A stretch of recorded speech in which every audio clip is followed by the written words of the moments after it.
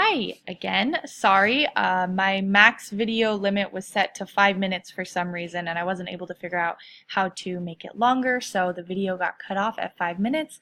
But yeah, I just wanted to finish up on this slide.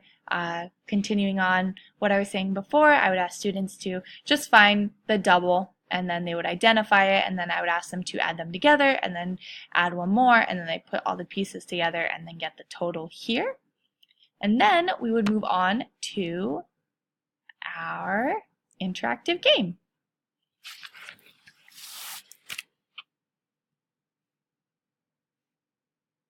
So I've chosen a game that students can come up to the board and use their fingers to match the two sides together.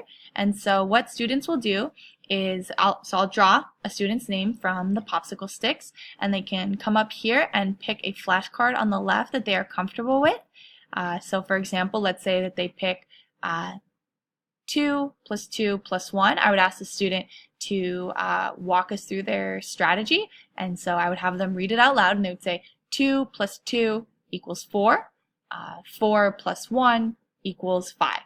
And then they would use their finger, drag this over here to 5, and then if it's a correct answer, then it matches in the honeycomb.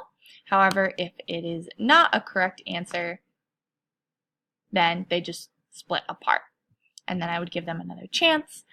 And this game, so I chose this game because it gives students the opportunity to generate basic facts up to 20, which is the standard that I'm trying to meet in this whole lesson. And so this is the game, and I also included some higher numbers. I also wanted to mention that I have the 8 plus 8 plus 1, which is 16, and then I also have the, let's see, this one, 6 plus 5 plus 5.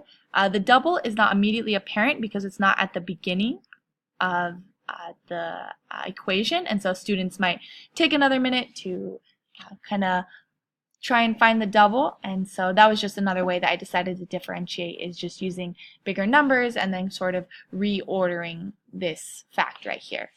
And so that is my lesson for second grade.